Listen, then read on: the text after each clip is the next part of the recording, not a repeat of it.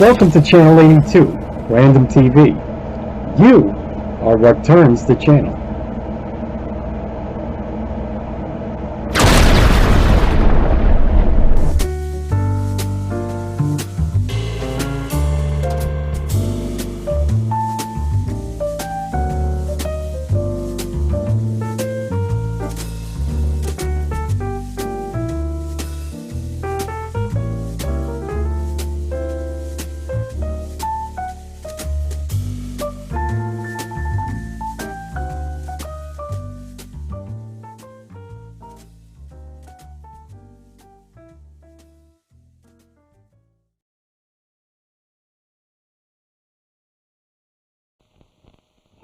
He sees the boulder, do not fear.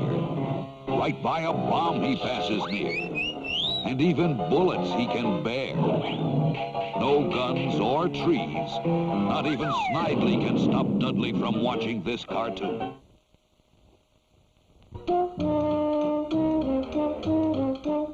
Boola boola, boola boola, rah, rah, sis boom ba, hit him down low and hit him up high, fight, fight, fight, 18! My, Tudor, aren't we in the good spirits today?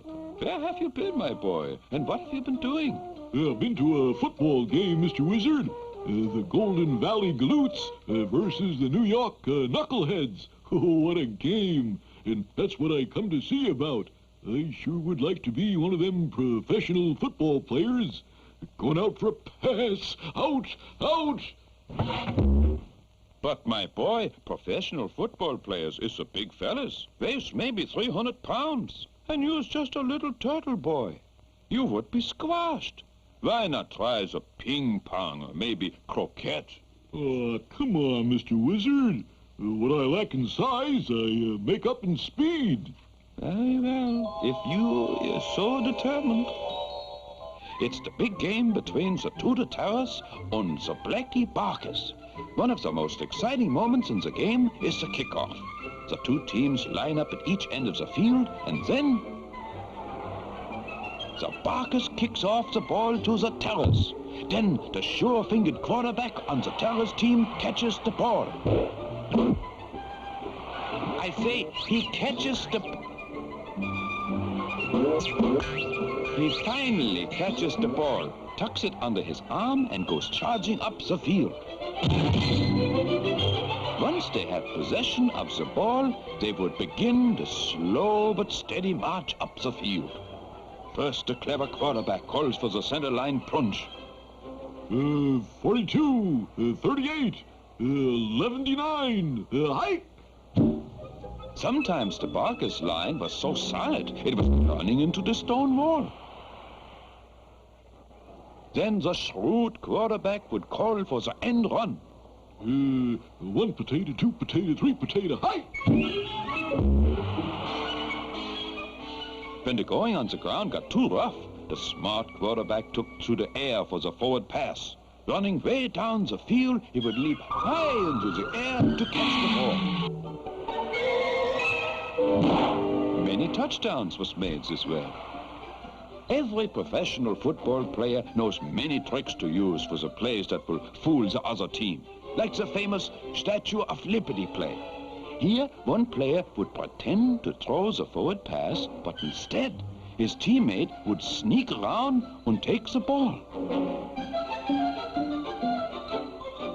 This was always good for a few yards, one way or the other. Sometimes the smart quarterback would call for the double wing, single wing, tailback, triple reverse. This was meant to confuse the other team, which it did, but it also confused a few other people. Another favorite trick of the professional footballer was the hidden ball trick. One man would get the ball, then they would pass it around so that the other team would not know who had the ball. Then they would run for the touchdown.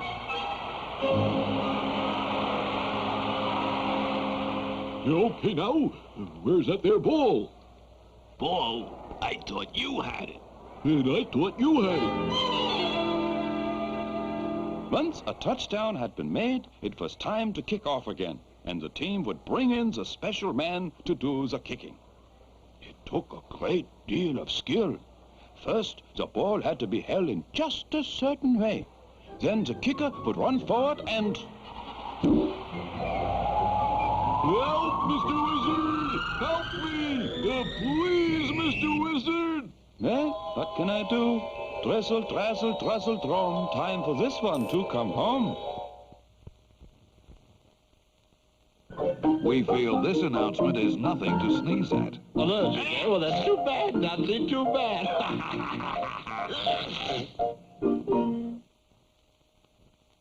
Children, I am your Tootsie Inspector.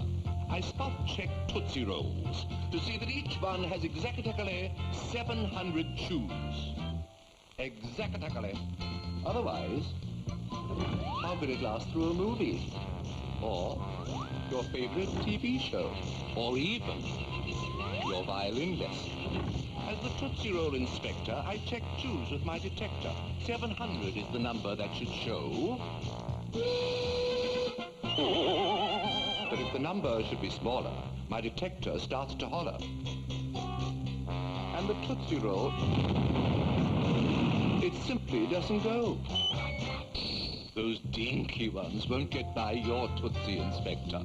I promise you that on this size, you will have exactly 700 chews. Exactly.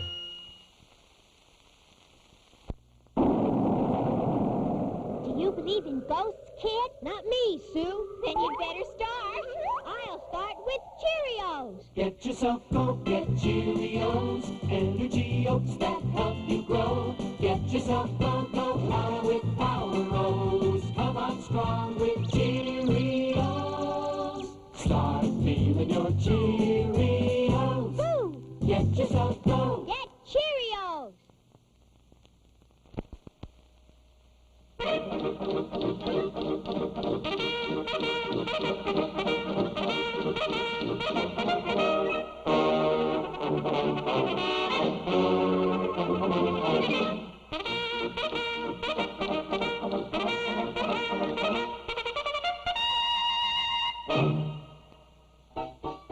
Dog team, what most Canadians use in the winter, and what some people call the Philadelphia Phillies.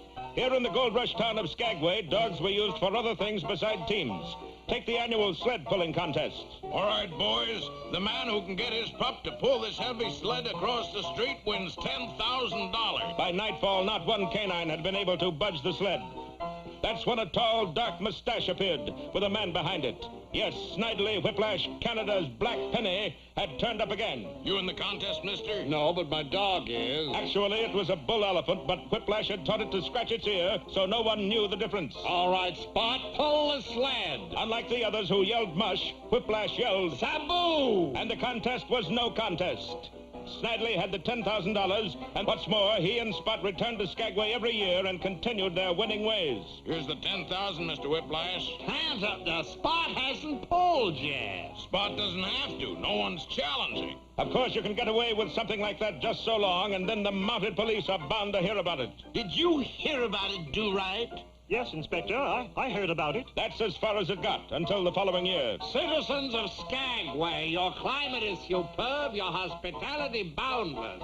But as far as this sled pulling contest is concerned, Spot and I are fed up.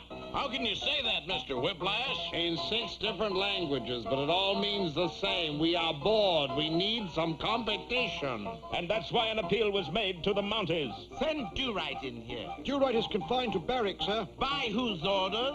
Do-Right's. Oh. Do-Right, come out of there. Take your dog up to Skagway and pull a sled across the street. No, to all 3, sir. What do you mean, no to all 3? My dog won't go up to Skagway, pull a sled across the street, or let me out of the barracks. Will you, dog?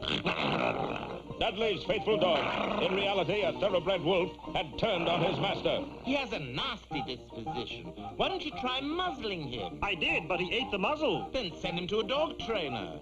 Same as the muzzle, sir. Roll over. Faithful dog obeyed his normal instinct. You certainly know how to handle animals, sir. There's only one way to handle a brute like that. Corporal Muggadugger, place Do-Right's dog under arrest. By 4 that afternoon, every man in the post had been driven into the barracks. Men, we have an odd situation on our hands. How's the foot, Mugger-Dugger? The foot's okay, but I won't be going out for polo this year. Quick, Inspector! Nell is entering the post! Daddy, wherefore art thou, Daddy? Oh, she must have gone for a Shakespeare lesson again. Nell, darling. Where are you, Daddy? Nell, my dearest, beware of the dog, else he will tear you to ribbons. Too late. Faithful Dog had spotted her. Ah, but Nell always carried a popcorn bag. She had the wolf eating out of her hands in no time. Well, Inspector, I guess we can follow those orders now. What orders were those? Don't you remember? No, do you? No. Why not take a vacation? A keen idea, sir. Faithful Dog and I shall journey up to Skagway and enter the sled-pulling race. Skagway? Dudley and his loyal companion made it to the bustling little gold rush town on the final day of competition. Mr. Whiplash and his dog Rover. Spot, I'm sorry. Anyway, they are the only ones to get the sled across the street. Now, before I hand over the 10,000, is there anyone else who'll try? Aye, Constable Do-Right of the Mounties will essay. If that numbskull might luck out. As a precautionary measure, Whiplash drove stakes into the earth and then roped the sled firmly to them. I don't care how strong his dog is, he'll never be able to move that sled. What Whiplash didn't know was that this was the earthquake season. Sure enough, a tremor began in the glacier regions and manifested itself directly on the street of Skagway. The entire gathering was catapulted to the opposite side of the road. But Dudley, Faithful Dog, and the sled got there first. A new world's record. Here's the money, Constable. And so you see, Inspector, my vacation was not in vain. No, it was in Skagway, wasn't it? With the prize money, I bought some gifts from Snidely Whiplash. A king-size pipe for you, sir. Wonderful. And a king-size monocle for you, Nell, for your bad eye. Oh, Peachy. What about yourself, Dudley? For me, I bought a king-size dog.